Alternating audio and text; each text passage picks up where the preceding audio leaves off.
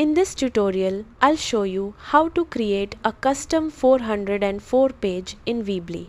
Let's get started. Open your browser and go to weebly.com, then sign in to your Weebly account. Click Website, select Edit Site and open the website where you want to create the 404 page. Once you're in the editor, click Pages from the top menu. Click the plus button to add a new page, then choose Standard Page. Name the page 404. Before saving, enable the option to hide page in navigation so it won't appear in your website's menu. Choose a page layout that fits your website. A simple layout, such as one without a large header image, usually works well for a 404 page.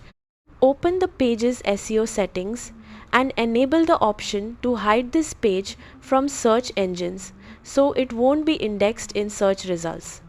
Now customize the page by adding a clear 404 heading, a short message explaining that the page couldn't be found, and a button or link that takes visitors back to your home page or other important pages on your website.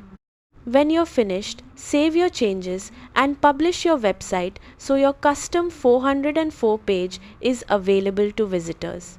That's how to create a custom 404 page in Weebly. Thanks for watching.